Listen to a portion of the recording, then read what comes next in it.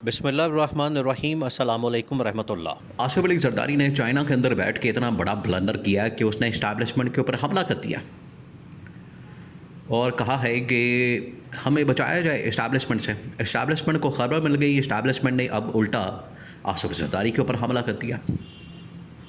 महाज खुल गया, बहुत बड़ा महाज खुल गया। ये आप समझें कि अमेरिका ईरान जंग से भी बड़ा महाज इस वक्त खुल चुका है पाकिस्तान के अंदर। इस्टेब्लिशमेंट और मौजूदा सदर आसिफ अली जरदारी एक बार फिर आमने सामने आ चुके हैं। माजी के अंदर बेशुमार इस तरह की मिसालें मिलती हैं, लेकिन एक बार फिर महाज खुल गया। अल्टीमेटली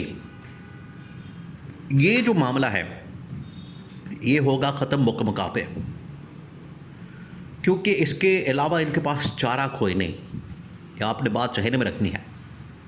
अभी बहुत सारे लोग इसके ऊपर तबसरा कर रहे हैं, इसके ऊपर बात कर रहे हैं, इसके बारे में इज़हार ख्याल कर रहे हैं और कह रहे हैं कि ये मामला बड़ा ख़तरनाक हो गया।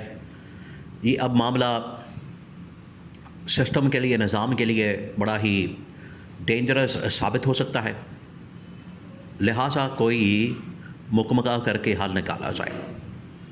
अगर मुकम्मका होता है तो उसके लिए पीपल्स पार्टी ने ऑलरेडी कुछ शर्तें रख दी हैं। इस्टेब्लिशमेंट के पास भी शर्तें मौजूद हैं, पीपल्स पार्टी के पास भी शर्तें मौजूद हैं। ये शर्तें समझना बड़ा ज़रूरी है ताकि आपको आइडिया हो सके कि अगर इनके दरमियान कोई डील होती है, मुकम्मका होता है, कोई अंडरस्टैंडिंग होती है, इनके दरमियान कोई मामला तय पाते हैं, तो उस सूरत में क्या होगा और दोनों किस तरीके से मुकम्मका करेंगे। पहले आप आसिफ अली जरदारी पीपल्स पार्टी की जो पोजीशन है उसको समझें और फिर इनकी शर्तें और एंड पर इस्टेब्लिशमेंट की शर्तें आपको बताते हैं।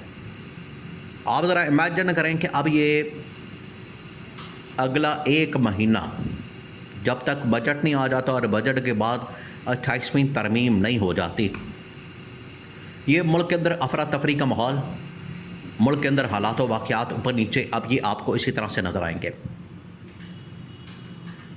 अब आसिफ अली जरदारी ने पंजाब के अंदर नून लीग के ख़िलाफ़ महाज खोला है, चाइना के अंदर जाके उसने इस्टेब्लिशमेंट के ख़िलाफ़ महाज खोल दिया। अब वो फंस गए हैं। अब जो मुकम्मका की शर्तें हैं, कंडीशंस हैं, वो क्या हो सकती हैं। एक तो ये कि आसिफ जरदारी चाहेगा कि जो ओहदा सदारत है वो मुझे मेरे पास रखने दी जाए। अगर आप चाहते हैं कि सदर किसी और को बना दिया जाए, मैं रिज़ाइन कर दूं, इस्तीफ़ा दे दूं, मैं घर चले जाऊं, तो ठीक है। पर इस्टेब्लिशमेंट का कोई भी आदमी यहाँ पर आके बैठ जाए ऐवान सदर में, लेकिन फिर शहबाज शरीफ को हटा के तो उसकी जगह बिलावल को वज़ीर आज़म बना दिया जाए। ये एक बड़ी शर्त है कि यहाँ पर एक स्वैप होगा कि आप ओहदा सदारत ले लें, वज़ारत उस्मा का ओहदा फिर पीपल्स पार्टी को दे दें और शहबाज शरीफ को माइनस करें और वहाँ पर पीपल्स पार्टी का कोई भी बंदा या बिलावल उसको ला के बिठा दिया जाए। ये है सबसे बड़ी शर्त टॉप लेवल के ऊपर, वफाकी लेवल के ऊपर जो सबसे बड़ी शर्त है वो ये रखी गई है कि अगर आपने टॉप लेवल के ऊपर चेंज करना है, तब्दीली करनी है, अगर आपने इस लेवल के ऊपर ये चेंज लाना है, तो उसके लिए फिर आप ये तब्दीली करें, ये चेंज लेकर आएँ, जिसमें ज़रूरी है कि ओहदा सदारत अगर कुर्बान करना है तो उसके बदले में हमें वज़ारत उस्मा दी जाए। नंबर 1। नंबर 2, उन्होंने कहा है कि हम पंजाब के अंदर तब्दीली करने जा रहे हैं। अब ये पीपल्स पार्टी ने एक और शर्त रखी है जिसका उन्होंने फ़ैसला किया कि हम ये शर्त रखेंगे। वो ये शर्त है कि अगर आपने तब्दीली करनी है, ऊपर ओहदा सदारत लेना है, तो वज़ारत उस्मा या कम अज़ कम वज़ारत आला पंजाब की वो हमारे हवाले की जाए। और आसिफा भुट्टो, बिलावल की बहन, आसिफ जरदारी की बेटी, जो इस वक्त सिटिंग MNA है, उसको आप पंजाब के अंदर वज़ीर आला बना दें। ये ऑप्शन रखिए कि फिर नून लीग कुर्बानी दे और नून लीग के अंदर इसकी वजह से बहुत ज़्यादा बेचैनी पाई जाती है, उनके अंदर एक तशवीश की लहर दौड़ गई है और वो परेशान हो गए, हक्का बक्का रह गए। उन्होंने तो सोचा ही नहीं कि ये क्या इन लोगों ने नई एक शर्त रख दी है, एक नई इन्होंने फरमाइश कर दी है, या तो वजारत उस्मा हमारे हवाले की जाए, शहबाज शरीफ को फ़ारिग किया जाए, या फिर पंजाब की वजारत आला हमारे हवाले की जाए और मरियम नवाज़ को फ़ारिग किया जाए। ये अब शर्त पीपल्स पार्टी ने फ़ैसला किया है कि हम ये कंडीशन रखेंगे इस्टेब्लिशमेंट के सामने, इसके ऊपर हमारे साथ मुकमका किया जाए, इसके ऊपर हमारे साथ डील की जाए।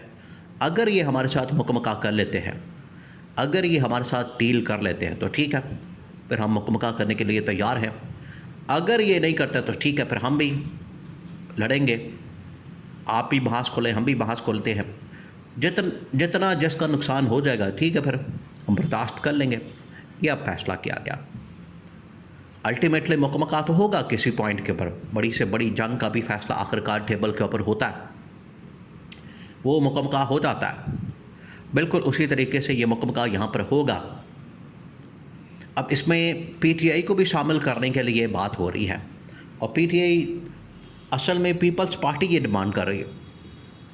पीपल्स पार्टी को पता चल गया कि हमें फ़ारिग करने जा रहे हैं, और अगर हमने इस वक्त अपना वज़न बढ़ाना है, अपनी डील के अंदर वज़न डालना है, तो पीटीआई को कम से कम एक्टिवेट करें ताकि वहाँ से एक प्रेशर आए मौजूदा इस्टेब्लिशमेंट गवर्नमेंट के ऊपर, और वो इस प्रेशर जो है लेवरेज के तौर पर पीपल्स पार्टी इस्तेमाल कर सके।